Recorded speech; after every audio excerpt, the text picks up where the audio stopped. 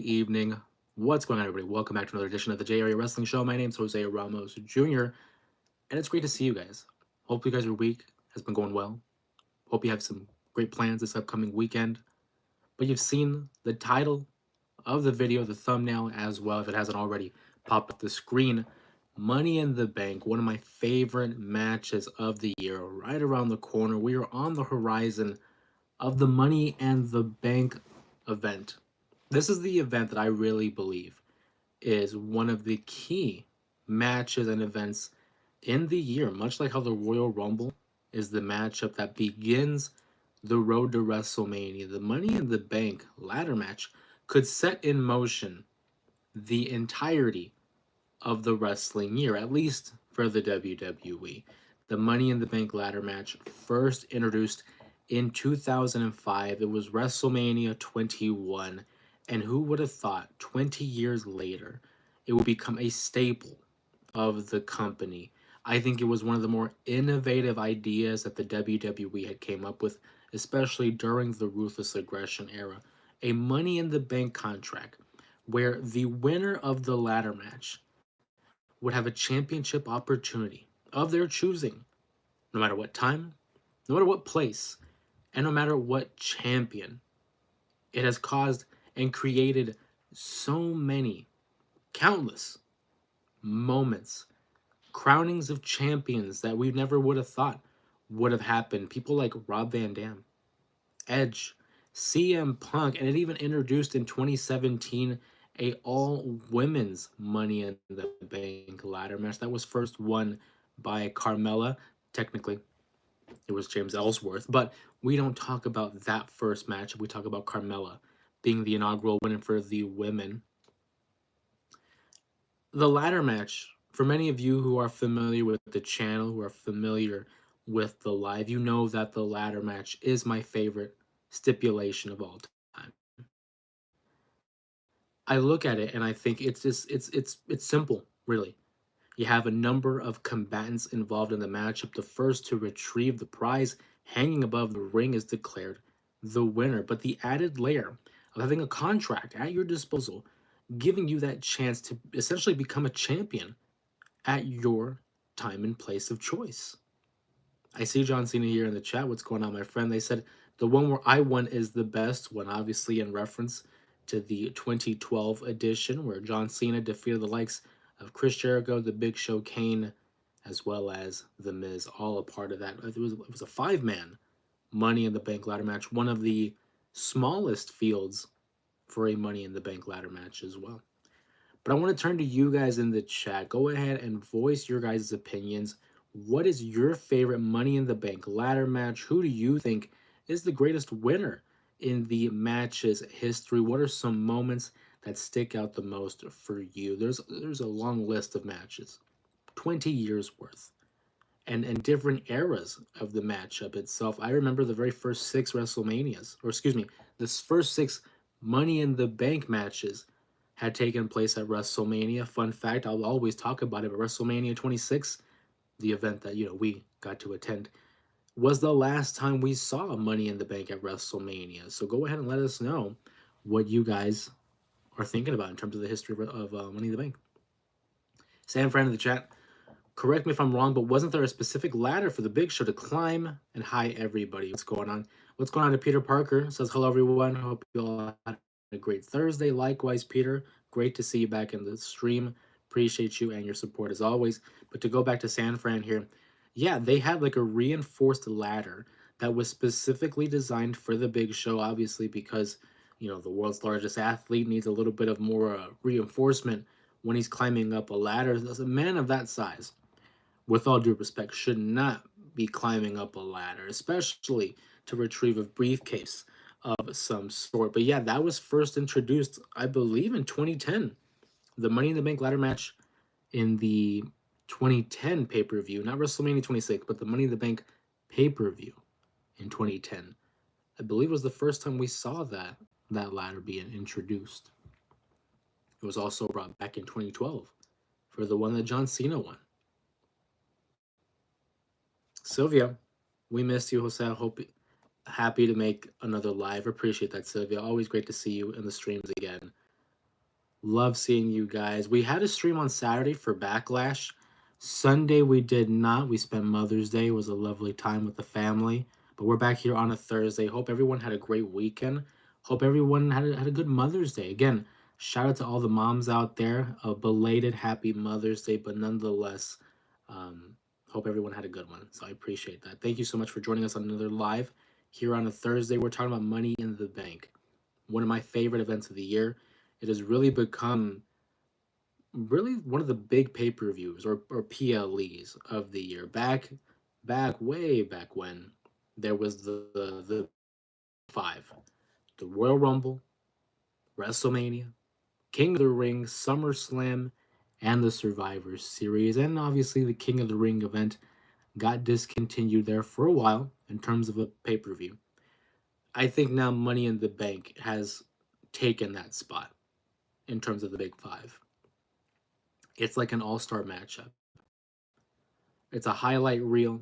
It gives an opportunity for those who a have the athletic ability, but also for those that are looking for something to kickstart maybe a run in their career. I mean, you look at the most recent Money in the Bank matches. Io Sky, Damian Priest had just won it a couple years ago, and it did wonders for them. Look where they're at now. Io Sky is currently the reigning, defending women's world champion, and Damian Priest has not looked back as he is a main fixture of the main event picture on Friday nights. The last year's Money in the Bank winners, we had Drew McIntyre for the men, which I honestly, I don't think he needed the Money in the Bank win, but in terms of narrative, in terms of the story they were telling between Drew McIntyre and Punk, it made sense. And you know me, I'm all about logic. If it makes sense, it makes money. The women had Tiffany Stratton. She was the winner of the Money in the Bank ladder match for the women's field. And I thought that was a good call. Because you look at Tiffany now, she's a rising star on SmackDown, very young, so much potential, and to already have a women's title reign under her belt, a win over Charlotte Flair at WrestleMania, no less, that will only bode well for her when it comes to the totality of her career. The Money in the Bank match, very much like the Royal Rumble, should be used as a tool, as an opportunity to put over either young talent who has the potential or talent that hasn't really been explored as a main event option. So that's why I look at someone like Io Sky and Tiffany Stratton as the most recent winners for the women. Great call. You have other people like Damian Priest, who hadn't been given that opportunity up until that point. And then there's Drew, who, again, for narrative purposes, that's where they went with that. But if you ask me, the best Money in the Bank ladder match of all time, maybe I'm biased. Maybe. But I feel like whenever it comes to these kind of personal lists, there is a sense of bias. But for my money, the best Money in the Bank ladder match is the first one. The field itself, man. It was April 3rd, 2005, WrestleMania 21, a grand event, I might add. Listen to the list of names. Shelton Benjamin, who was the Intercontinental Champion at that point, was putting on highlight reels with everybody and everybody that he was in the ring with. You had Kane, the Big Red Machine, a surefire Hall of Famer up until that point in his career, had already won the World Championship, had already won tag team titles, intercontinental titles, and was a main fixture as a star on Monday nights. Then you add someone like Chris Benoit. Chris Benoit, a technician, one of the best wrestlers to ever do it, world champion the year prior. Following him, we also had Christian and Edge, who were both main fixtures again in ladder matches, TLC matches, Edge and Christian. And to wrap it all, Chris Jericho, who technically in kayfabe was the inventor of Money in the Bank, and that it was his idea to create this ladder match that would allow opportunities for other combatants involved. So between all of those, Christian, Edge, Chris Jericho, Kane, Shelton Benjamin, all involved in that matchup. For me, it's the best matchup. The moments, the match itself, and this the winner. It was the right call for Edge to go over. Shout out to Grizzly. Yo, sub J, am I really late? I have notifications on, but I don't know It doesn't let me know about live. No, we just started 8 o'clock on the dot. You're here, buddy. You're right on. 8 o'clock to 9 o'clock. We're running 60 minutes on this live, and I'm glad that you were here to join us. We're talking Money in the Bank. Go ahead and feel free to join in on the chat and let us know what are some of your favorite Money in the Bank matches or Money in the Bank moments. It doesn't have to necessarily be in the matchup, but even cash-ins. Anything Money in the Bank related, drop it down in the chat and we'll discuss it. I'm talking about my favorite, which I think is the very first one. Sir Robert with the Benjamin Shelton reference for our fans who are familiar with Mr. Hogan. Benjamin Shelton, member of the Hurt Syndicate and one half of the AEW World Tag Team Champions. Shout out to MJF, who's also a member of the Hurt Syndicate now. But it's a great segue here by Robert. Shelton Benjamin had a highlight reel moment during that matchup. There was a moment where Shelton Benjamin's finisher is the T-bone suplex, and he hits the T-bone suplex. I believe it was on Edge, off the ladder, down onto the mat, delivering a devastating blow to the future rated R superstar. I also look at that moment where they had the ladder standing up in the middle of the ring, and Shelton Benjamin has a ladder leaning up against, one of the steps. So a ladder is standing straight up, and another ladder is leaning against this, and he takes the opportunity to run up the ladder in one fell motion. No hesitation, no stopping, runs up the ladder and delivers a clothesline to Chris Jericho. It is a moment that is etched in my memory ever since I was a 7-year-old kid watching the WWE's edition of WrestleMania 21. Shelton Benjamin had an all-time night. Unfortunately, though, for him, he was not the victor. Awesome, tough subject. There's so many great and defining moments for Money in the Bank, and that's why I love it, man. And that's why I love it, because there's just, it's really just, I would say pick your poison, but that's a negative connotation. You have so many options. Odds are your favorite wrestler has been in a Money in the Bank matchup, and if he hasn't or she hasn't, then they're a rarity, because I feel like so many people have been in it. Stanford says, imagine cashing in Money in the Bank for a mid-card title. One of the worst decisions I think that has ever been made.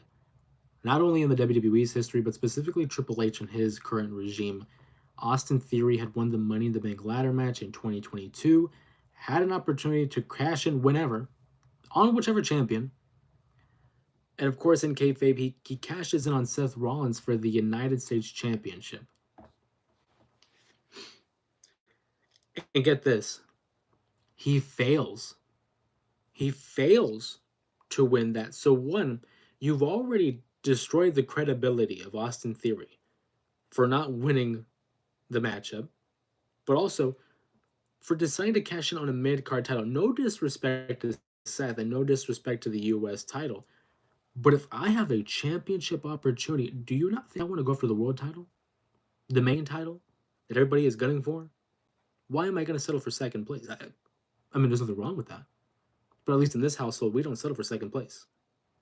So for him to go after that U.S. title, it really had set him back. And Austin Theory is still struggling to climb back up to the top of the ladder, for the lack of a better phrase, ever since. Grizzy says, I do have a least favorite. The one PLE where Mr. Kennedy won, LOL. I think it was 05 or 06.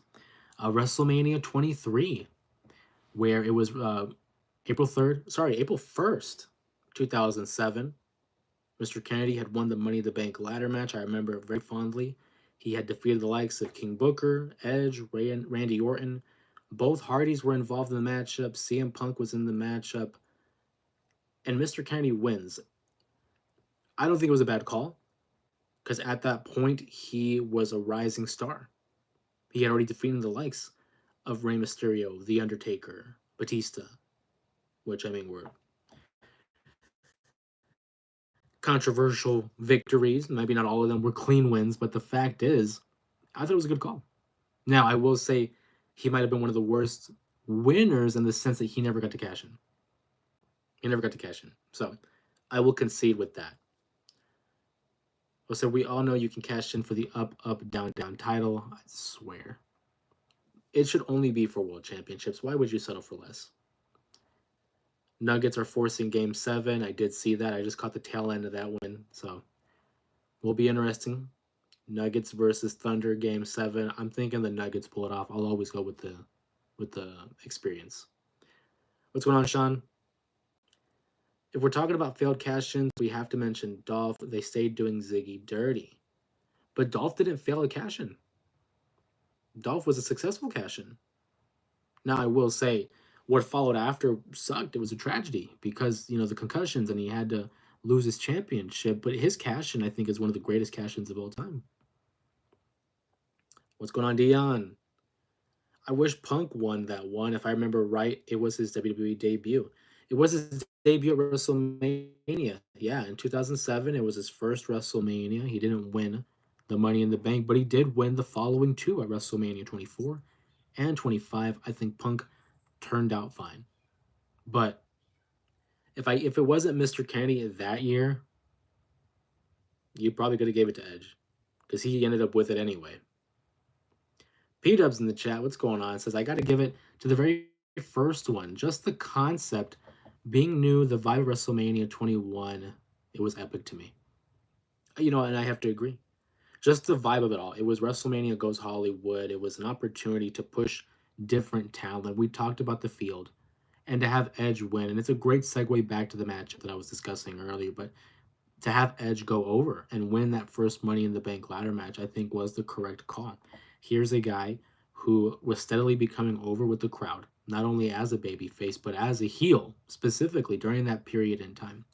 He was becoming more deranged, a little bit paranoid when it came to the World Championship, and was becoming obsessed with becoming the World Champion. I remember very vividly the promo leading into WrestleMania 21 that was a parody of the Taxi Driver film starring Robert De Niro.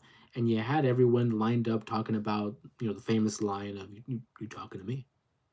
You talking to me? And they showed Edge. And just the fierceness in his voice, how vindicated he was in convincing himself that he should be the world champion because he had been screwed over time and time again. So you give him the Money in the Bank ladder match victory and in essence the contract. And now you have a ticking time bomb of whenever this guy decides to cash in, he's going to become champion because he's been waiting for so long. And although he has to wait a little bit longer because of that contract, he is going to make it worth his while. And Edge obviously would cash in January 8th, January 8th, 2006, New Year's Revolution, 2006, cashing in on John Cena, taking advantage of an Elimination Chamber matchup that took a lot out of the leader of the C Nation. And it really built the legacy, the foundation that the Money in the Bank gimmick was known to be, at least nowadays. That's why I think to this day, Edge and WrestleMania 21's Money in the Bank ladder match is the best one of all time. For the matchup. Now, if you want to talk about who was the greatest Money in the Bank winner in terms of their run with it, you could argue, I think you could still argue Edge. I feel like a guy like Seth Rollins certainly should be in there.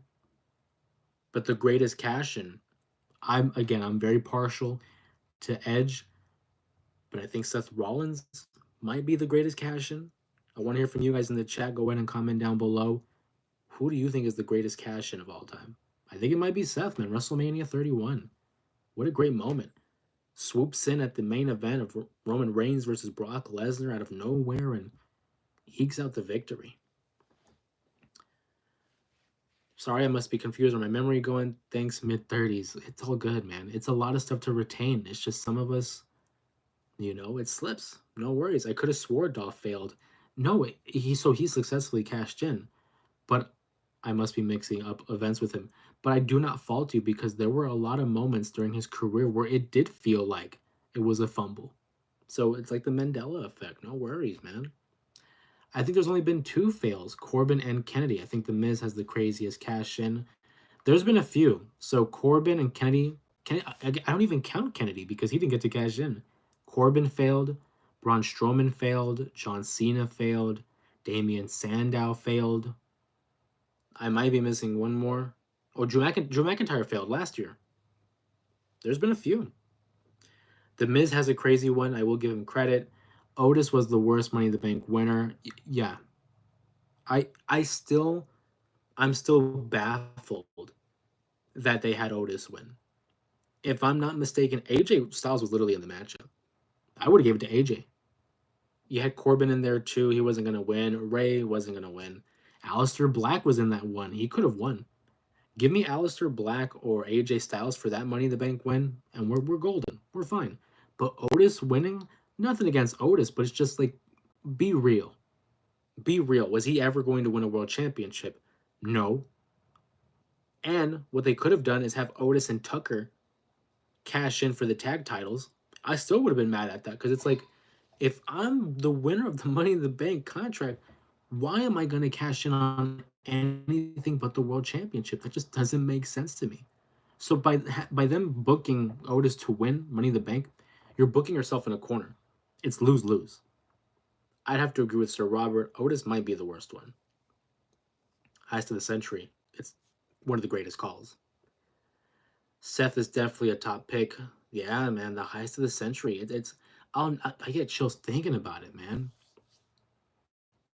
Because it's just like when you see the match happening, Roman versus Lesnar. It for me, it outlived my expectations. I had low expectations for the matchup. I thought it was a solid matchup, but I wasn't really a Brock guy. Roman at that point in time, he was, being shoved down our throats, and he wasn't really the guy that we wanted to be on top. We were all going for Bryan. At least I was.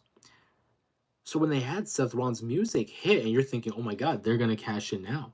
They're doing it now. He runs down, he sprints down to the ring with the briefcase in hand, and history ensues. It's a great call, a great moment, and one of the best moments in WrestleMania history, I think. Didn't Damian Sandow lose his briefcase in an ocean? Yes, Cody Rhodes back in 2013 had thrown the SmackDown Money in the Bank briefcase into the ocean. I don't think it was the Gulf of Mexico, but or maybe the Long Island Sound, or I don't remember specifically where they were, but it was thrown into a body of water, and that is when Damian Sandow had it replaced with like a brown leather type of a case. You're right on the money there. Peter says, Sanfran, my boy, been a hot minute. How you doing? What about a video about top Money in the Bank custom cases? So just off the top of my head, what do we have? CM Punk had one, RVD had one, Kennedy had one, Tiffany Stratton has had one, Damian Sandow has had one. We've had a few. Maybe we could. I like the idea. Maybe we could do something like that because we've had a few.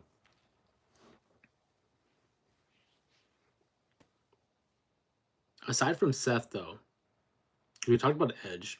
We talked about Seth. What about the women? Show some love for the women, man. They got Money in the Bank moments too. Carmella won in 2017.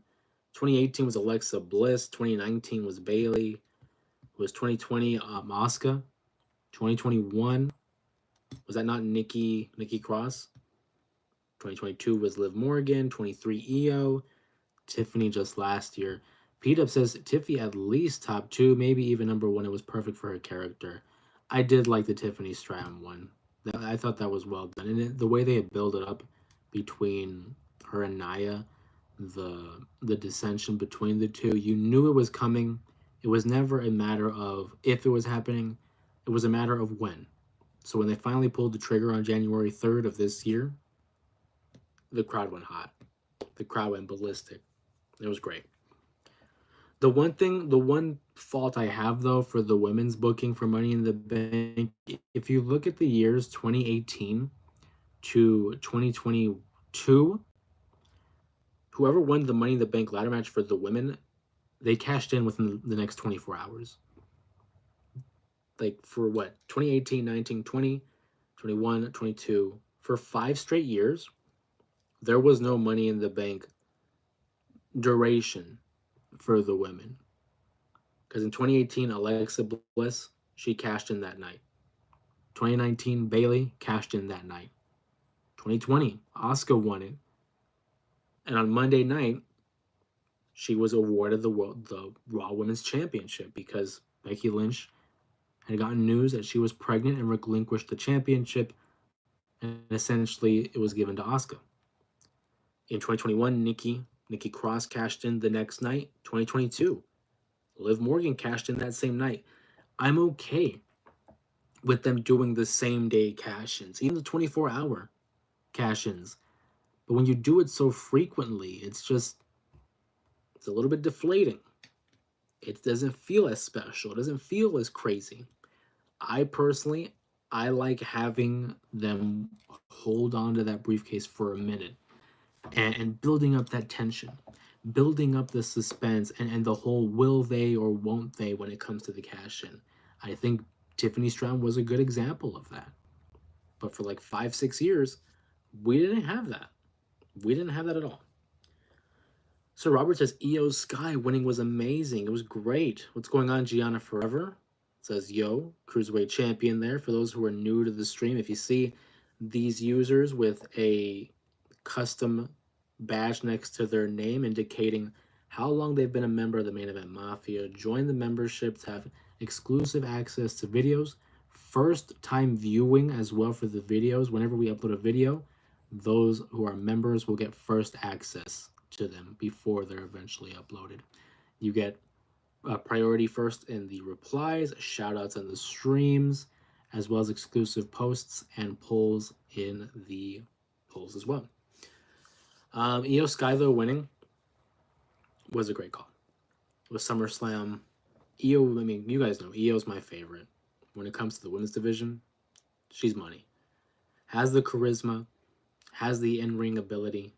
She's the world champion right now for a reason. Io Sky, for me, ticks all the boxes. Can they go in the ring? Do they have charisma? Do they make me care? Ticks all the boxes. I love it. But to go down the history of Money in the Bank, I mean, like I said, 20 years worth of history when it comes up to the matchup. I talked about Edge, talked about Seth Rollins, Damian, Io. CM Punk for me was always an important one. You guys know CM Punk. I'm a big Punk guy, big fan of his. So to see him win not one but two Money in the Bank contracts, it was kind of a double-edged sword, really, because you kind of see they have this faith in him and having him hold the Money in the Bank contract and bestowing upon him this opportunity to be one of the members of the upper echelon on the main roster. But then you look at that first run with the briefcase in 2008, and it just felt like they never really got behind him. He cashed in the Money in the Bank briefcase on Edge, and then from there proceeded to have a championship reign that felt like a mid-card title. And I never liked that. So in 2009, when he finally got the Money in the Bank briefcase again and cashed in on Jeff, and we got this solid heel turn, this solid heel run by Punk against Jeff Hardy, and there was more substance, there was more meat on that bone, and it really, to me, signaled that, hey, this guy can hang with anybody. And that first time was a fluke in terms of the mistreatment and the bad booking, really, with Punk. I do think, though, hold on, Gianna Forever, Mr. Kenny, the win in the moment was great. It's just that he got injured, plus they didn't like him. Kennedy had all the tools. Could go on the mic, brash, confident, had the look I think that they were looking for. It's just because of the injury, and the thing with him, too. Let's talk about Mr. Kennedy for a second. Mr. Kennedy was the third ever winner of the Money in the Bank contract. He would suffer an injury in May, about a month after winning the briefcase. And it was misdiagnosed. So they had told him that he was going to be missing several months due to an injury. Don't quote me what injury it was. I don't remember if it was a pec, if it was his labrum, it was some kind of upper body. They misdiagnosed him. And immediately they schedule him to lose the briefcase to Edge. And then finally, when he loses it, he then finds out that he doesn't have to miss that much time. He could have been Money in the Bank still. So he immediately loses the briefcase, and Edge cashes in the very next night on SmackDown. And Kennedy never recovered. Never recovered. We talk about Edge too. I want to say a quick fun fact. Edge was involved in the very first 6 Money in the Bank cash ins. Listen to this: WrestleMania 21, the 2005 Money in the Bank matchup, Edge won. So obviously he's involved. He cashed in on Edge, or he cashed in on Cena to win the title. Then in 2006, Rob Van Dam had won the Money in the Bank briefcase and cashed in at One Night Stand. He cashed in on Cena. How did he win? He got an assist from Edge. 2007, Edge was involved. He cashed in on The Undertaker. 2008, CM Punk cashed in on Edge. 2009, CM Punk cashed in on Jeff Hardy, who had just a match against Edge. And in 2010, Jack Swagger cashed in on Chris Jericho, who was attacked by Edge. The very first 6 cash ins, Edge was involved with at some point. Just a fun fact. San Fran, I see you got the U.S. title too. We're going to have to sit. Undisputed Championship Hardcore Steel Cage. Gee, that's a long name for a matchup. How did you feel about Jack Swagger's win? We were there for that, and I was disappointed. I won't even lie to you. I was never a Jack Swagger guy. I've prided myself in being able to just say I'm a fan of someone, whether they're a good guy or a bad guy. It's like, hey, I'm a fan. Jack Swagger, I was never a fan of. That year's Money in the Bank, I really wanted Christian to win. Christian, who had recently returned with the WWE the prior year. So WrestleMania 26, when he was involved in the Money in the Bank matchup, I really wanted it to be Christian. When Jack Swagger won, it did nothing for me. It took him forever to take the briefcase down, to the point where if you watch the matchup now on like the network or a Peacock, they have edited it and condensed time because it takes him a long time to take down. It just took forever. So they edited it. Wasn't a fan of Jack Swagger, wasn't a fan of the win, but I mean, hey, it was a ladder match. I had fun with it regardless. So Robert says, if I missed it, I apologize. Your thoughts on Sabu? R.I.P. Sabu, absolute legend. Yeah, we haven't talked about Sabu yet. But yes, these last few days, it's come to light that Sabu, ECW legend, just a legend in wrestling, passed away at the age of 60. As of right now, I don't know if it has been released, the cause of death. Last time I checked, they haven't released it, but maybe I missed it. Sabu, who became a fixture in ECW, one of their faces. They had promoted the first ever ECW pay-per-view, Barely Legal. They promoted that on the backs of Sabu versus Taz, one of the best feuds that Paul Heyman and company had developed during their time with Extreme Championship Wrestling. Sabu, known for being the homicidal, genocidal, suicidal, death-defying Sabu. His acrobatics, his athletics, and just sheer fearlessness is what got him over with the crowd. Not to mention his looks. I mean, like, I'll never forget the entrance where Sabu is being carted out on like a cart with the Hannibal Lecter mask. It's a visual that sticks with me. They say wrestling, yes, it's about the matches, of course, but it's also about the moments. And to pinpoint that moment where I remember seeing Sabu come out with the Hannibal Lecter mask, seeing the lights go out, and then come back on, and you see Sabu in the middle of the ring doing the point as he always would. To think he was 60 years old. We've had this conversation with my family. It's not very common that we see these wrestlers get to 60. And it's kind of a shame. Because I feel like a lot of them tend to go a little bit young. We know the circumstances of Sabu's last matchup during GCW. Some people are throwing, what's the word I'm looking for here? They're probably throwing people under the bus with GCW when it comes to Joey Janela. Obviously, the one who runs GCW, his name escapes me. Whether there's foul play or whether there's some sort of substance involved, I don't know. We haven't been informed yet. But I do think it's important to remember the legacy of Sabu as being someone that dedicated his life, his body, his spirit to this form of entertainment that you and I all enjoy. And to think of his greatest moments, whether again it was the feud with Taz, whether it was him winning the ECW title, whether it was him finally making it to the WWE with their incarnation of WWE CW, the moment he broke his neck with Chris Benoit, where it was supposed to be a back body drop and he doesn't rotate far enough and he lands on his neck and breaks it. And he wrestles 2 weeks later. Rest in peace to Sabu. Rest in peace to a real one. Pete Up says, what about Money in the Bank best spots? How about Shelton Benjamin's run up? Morrison's sick ladder. Oh, yeah, the ladder moonsault was a good one. Yeah, I think if anything, you can expect more Money in the Bank content in the next month or so. We still have a lot of time, so love the ideas.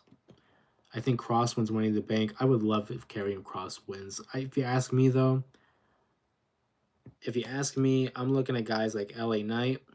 I think he's very much a possibility. I would have said Dirty Dom, but he's right now the Intercontinental Champion.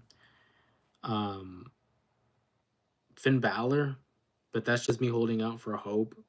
I'm a big Finn Balor guy, but they don't see him as the real main eventer. I've already made peace with it.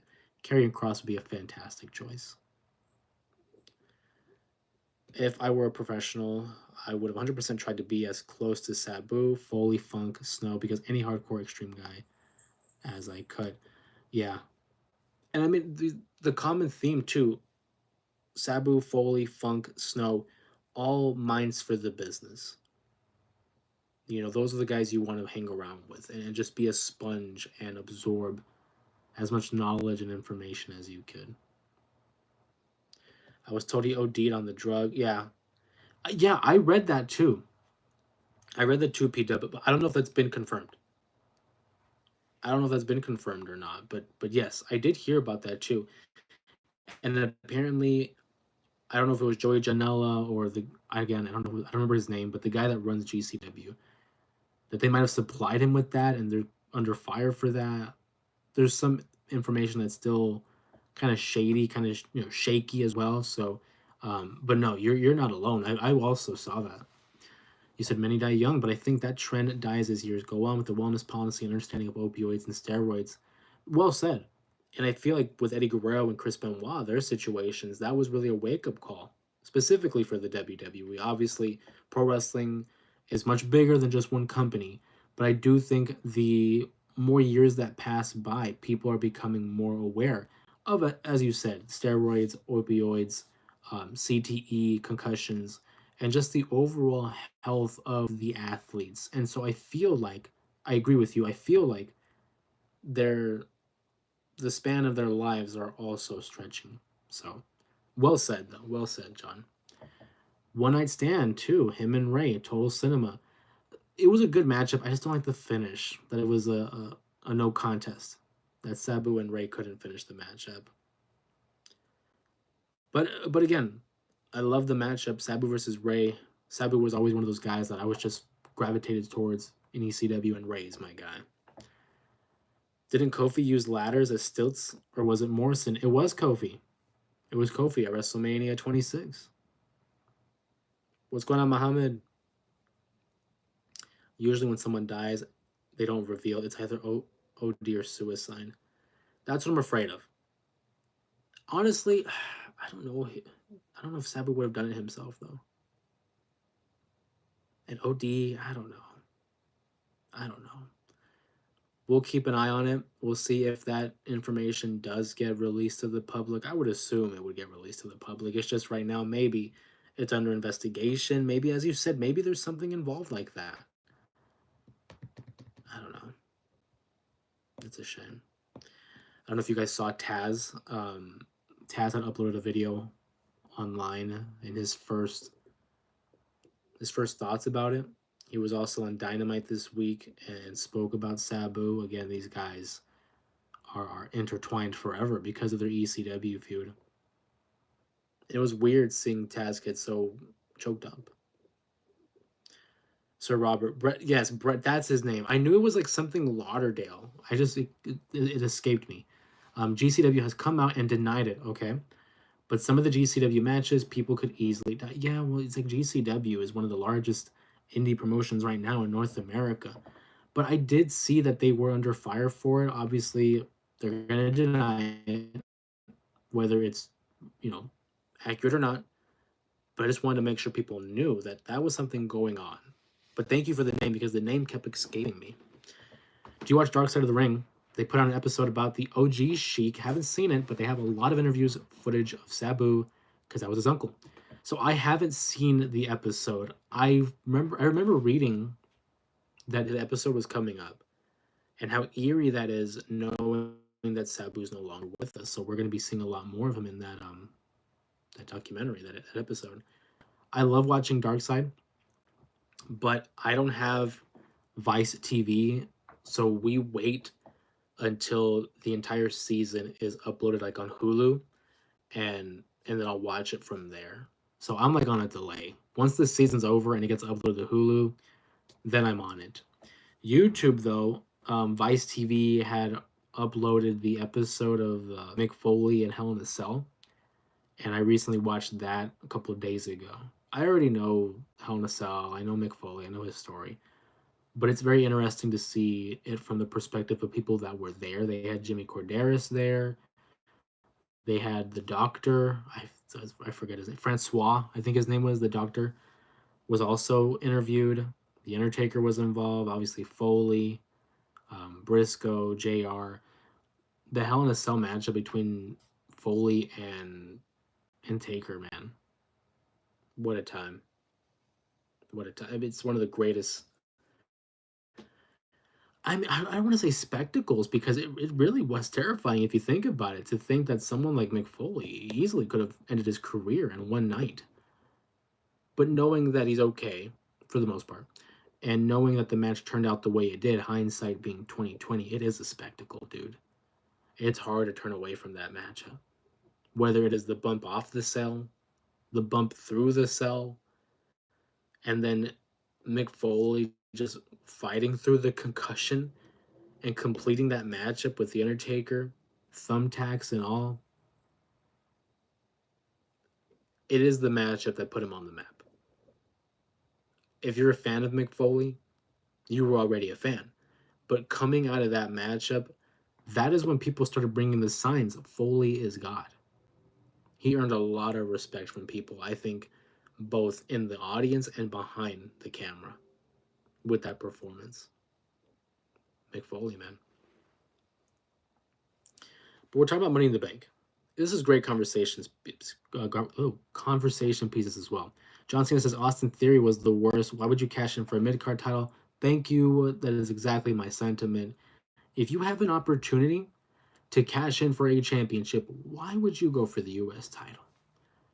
You go for the world title. At that point in time, Roman Reigns was the champion. So it's like, I get it. He would have lost. But you booked him to lose the cash in anyway. If he was going to lose the cash in for the US title, you might as well have booked him to lose against Roman. If he would have, tried to cash in on Roman and lost, I wouldn't be as upset because it makes sense. You want to go after the big guy. You want to go after the big name and cash in for the world title. But because it's Roman, it's like, well, he's not going to beat Roman, so Roman would win. Tie all loose ends. It just makes sense. For him to go for the US title, it's like, why? Why? That doesn't make sense. That's like me going to the NFL saying, yeah, you know what? I just want to win the division title. I'm good. I don't want a Super Bowl. Why? Then why even do it? Why even do it? If you're going to go there, you're going to go all the way. And Austin Theory, as I said, has not been able to recover since losing that match. He's been stuck in purgatory, being half a tag team with Grayson Waller, which I've been over with. You guys already know I'm done. I don't want to see Grayson Waller and Austin Theory no more. I want to see Theory break away. Big Daddy O did it, man. I love Foley. Tied all time favorite with Eddie. That's a great. I mean, between him and Foley, Eddie and Foley are your favorites. That's fantastic. It's great. Vince was booking then, I think. It was weird because Vince was booking when he won. And then when Vince left or retired and Triple H took over, it was right in the middle of that Money in the Bank run. So Vince booked him to win the title, or excuse me, Vince booked him to win the briefcase. But Hunter was the one that booked him to cash in on the US title. Which again, it's like, what are we doing?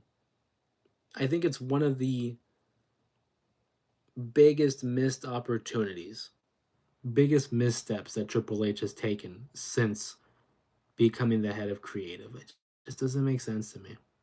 It didn't then, it doesn't now, and it will never make sense to me why you would cash in on a mid card title. But I mean, hey, that's just me. Maybe there's someone out there, not named Triple H, that makes sense to. Because I'll tell you right now, it doesn't make sense to me.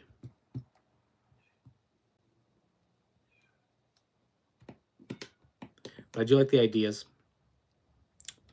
P-Dub in the chat has said maybe do a video on the custom briefcases. I like that idea. Famous Money in the Bank spots, I think, is a good one too. Muhammad, thoughts on JR having cancer and getting sick again? Yeah, JR had just announced on Twitter, I refuse to call it X, that he has colon cancer. JR, man, he's a fighter. This guy has time and time again has faced adversity, has faced obstacles, and yet again, he is tasked with fighting another battle. We wish JR nothing but the best. Not just because he's, in my opinion, one of the greatest to ever do it when it comes to his profession, but just in general. You know, having to combat against colon cancer. A lot of down news, you know, this week in wrestling. Jim Ross, though, he's an OG. Has some of the greatest calls in professional wrestling history. I mean, you go from the 90s to the 2000s. He is synonymous with being the, what would you say, the soundbite of many people's career. And from my childhood as well, listening to him call some great matches. His moments with Stone Cold, Triple H. Prayers to JR. Hope he gives the Big C a slobber knocker over a fight. Like I said, man, JR is a trooper. This guy knows nothing but resiliency and being able to fight the fight, whether it is an illness, whether it is a disorder, whether it is tragedy in his life. All we can do is send our prayers and hope for the best for JR. It has not been a good week for wrestling business. We've had better. We have certainly had better times. But it's in these moments that we recognize that at the end of the day, it is a form of entertainment and that these are real individuals who are involved, and we appreciate their commitment to the entertainment and the sacrifices that they make in order to make this what it is and why we enjoy it. Cases, what about the worst wrestler in the world? Jon Moxley carrying the title in a bag. You never see it. I hate that. I'm with you, Sir Robert. If it's the world championship, you should be able to covet it. You should be able to put it on display. And I understand that the Death Riders basically want to hold it hostage. Okay, but if you watch the early promos of John Moxley and the Death Riders, to me, and feel free to correct me in the chat, but to me, the reasoning for the Death Riders was because people in AEW were not being taken serious. You saw people dancing and messing around. They weren't taking it serious. They had lost that focus. And John Moxley wanted to reinvigorate the roster. And by holding that title hostage and trying to restore the feeling in AEW, I would not blame you if you forgot what the AEW World title looked like because it hasn't been seen since September. Was it September or November? October. Because it was Wrestle Dream, I believe. It was Wrestle Dream he had defeated Bryan Danielson. Apparently, Lillian Garcia announced on her Instagram that she'll be announcing at Saturday night's main event. I don't know what's going on with Lillian, man. She came, left, coming back. I don't know if this is just a one-off or. But Saturday night's main event's coming up. I believe that's not this weekend, but the next weekend, right? I'm looking forward to it. Shout out to Lillian Garcia, another OG. Muhammad says Joey Janela confirms that earlier this week, Sabu was high on the match. They had a few weeks ago prior. Yes, we did discuss this. That apparently he was given a substance. The name escapes me. It was like Cray. I can't pronounce it. I'm gonna be honest with you. I won't even front with you guys. I can't pronounce it. But someone, it was PETA that mentioned it in the chat. Kratom. Kratom? Am I saying that? I probably am saying that wrong, but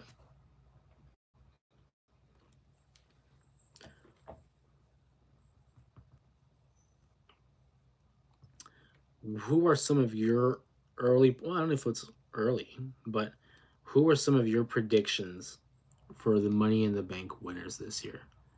Men and women.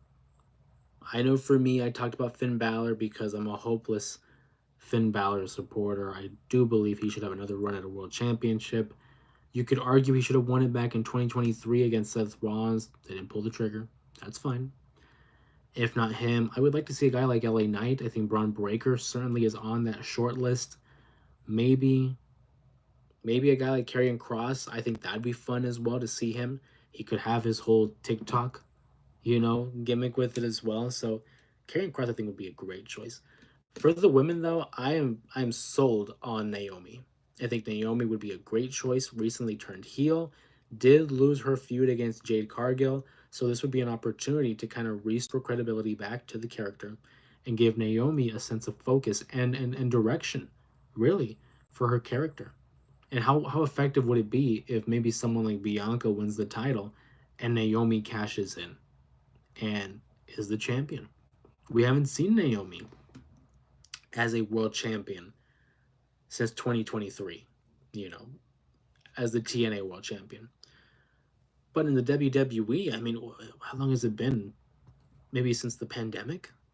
We haven't seen her as a champion? I think Naomi would be a fantastic Money in the Bank winner. Aside from that, it's like who would be facing John Cena? It looks like R-Truth might be next on that list this upcoming Saturday night's main event. I know a lot of people have been throwing out CM Punk as a possible opponent for Cena. I don't know if it happens at Money in the Bank just because of the timeline right now. Punk is very much involved with Breaker, Seth Rollins, and Sami Zayn. Cena, as I said, is tangled up with R-Truth, so I don't know how they're going to rearrange that. If you ask me, Punk doesn't face Cena until the fall. I still believe that we're going to get Roman versus Punk at some point this year, so we have to just put a pin in that feud for whenever Cena versus Punk happens. It's been asked on the stream before who I think is going to be Cena's last opponent. I think it's going to be Cody. I think it's going to be Cody. Cody wins the championship back, regains focus as the QB, as QB1, as the leader of the locker room. But that's way down the line. We still have many months in many appearances. Before there, I think we're at like 25, maybe. I'm losing track. 25 appearances left, maybe. But it's been an interesting run. One last thing here as we begin to wrap up the stream. Did you guys notice at the end of the event, Backlash, where John Cena wins the matchup? The crowd is chanting, "Thank you, Cena," and you see this sense of regret come over John Cena. At least, again, that's how I interpreted it. This sense of regret, almost like he's wishing he didn't turn heel. I'm a bad guy now. I've told these people, where they can stick it, and they're still supporting me. Maybe this isn't the right thing to do. Maybe we're going to start seeing the slow ascension back into the light that is John Cena. Maybe we got a little bit of a Return of the Jedi type of a moment where at the very last second, it's a babyface turn for John Cena. I don't think he's going to retire a heel. I think he will go out as a babyface. But I like that. I like that it's something to keep an eye on. There's a little bit of an internal struggle. And if you watch the post conference following the event, Cena spoke to the media in an eloquent way, as usual, respectful, wanted to give them their time, give them their opportunity to ask him the questions. And obviously, he was interrupted by R-Truth. But I feel like we're going to slowly see Cena revert back to the Cena that we know and love. Finn would be a great choice for Money in the Bank, then cash it in on Dom and leave JD. Judgment Day, not McDonough. I got you. So here's the thing. I think he definitely leaves the Judgment Day. I would love to see him as a solo star. Don't cash in on Dom. Come on. Like, it goes back to what we were saying. If you're Money in the Bank, don't cash in on the mid card. You gotta go for the World Championship. Have him cash in on Jey Uso. I love Jey Uso. But I do think whoever cashes in on Jey is going to be a heel. It's going to be a big thing. I think it's going to be either Breaker or it's going to be Finn, for my money's worth. Maybe Karrion. I would love to see Karrion Kross in there too. But if I'm Finn, man, you got to cash in on that world title. It will look great on Finn too, I think. But I like where your head's at. Finn would be a great choice. Is it going to happen? Probably not. Let's be real. Probably not. I want to be optimistic. I'm a positive guy. But I'm positive that the WWE has given up on Finn in terms of a main event attraction. Joe Hendry, Money in the Bank winner. That would be wild. That actually would be crazy. I know, true. It would just be a nice bow on leaving them all.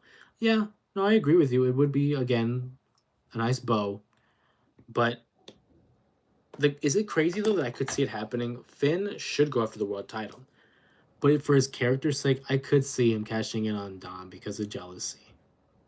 And I don't like it because I think, again, if you're the Money in the Bank, you should go after the world title. But I could see them messing around and doing that. Joe Hendry would be a crazy pick. I'm looking forward to his match with Trick Williams for the TNA Championship on an NXT show. Crazy. As we begin to wind down here on the stream, make sure you guys leave your comments and questions here. I'll try to get to them as we continue to wind down on the live. Sir Robert says, Ricky Saints, Money in the Bank winner. I think in the future.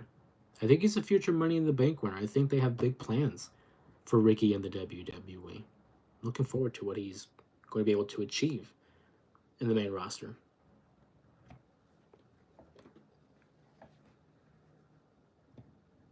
If you guys enjoyed this live stream, make sure you give the video a like, give it a thumbs up. That way we let the algorithm know that, hey, this is something we're interested in. You guys have been fantastic when it comes to these live streams. We've been steadily and consistently growing in a community. We're welcoming in new members and new subscribers, seemingly with every live that we do. So I very much appreciate your guys' inclusion and your ability to welcome in these new viewers as well. Muhammad says, any idea on when Cope is coming back to AEW? No clue. No clue. I don't know. And it's one of those things, too, where, like Jericho, take as much time as you need. That way it's not overexposed. give them opportunity to um to have them miss you. Did you say your favorite Money in the Bank moment? I said my favorite Money in the Bank match, and my favorite Money in the Bank winner is Edge from 2005. My favorite Money in the Bank moment, I'll give you two. I'll give you one for the match and one for the show. My favorite Money in the Bank moment in the show's history has to be CM Punk versus John Cena in 2011. No contest. It is one of my favorite matches of all time. Punk and Cena, my favorite Money in the Bank pay per view moment. For the match, I think it's still Edge winning, man. When Edge gets that steel chair and swings it against Chris Benoit's arm, and just the scream of pain that Benoit leaves or lets out sticks with me. Anything, if you want to say my favorite Money in the Bank match, moment, or winner, it's always gonna go back to the original. My favorite cash in though might be Seth Rollins, the heist of the century, and then Edge is probably second place. But that's just my opinion. I've always said my list is not the right list, but it's my list at the end of the day. If you guys want to leave your guys' list in the chat or at the bottom in the comments section, let me know who are some of your favorite Money in the Bank winners, your favorite Money in the Bank matches, moments, etc. I want to hear from you guys in the comments section below. Again, we can't do this without your guys' support. We appreciate you always showing up for these live streams. It's a great way to interact with one another and discuss the one thing that has brought us together, and that's pro wrestling, whether it's the WWE, AEW, TNA, GCW, whatever the case may be.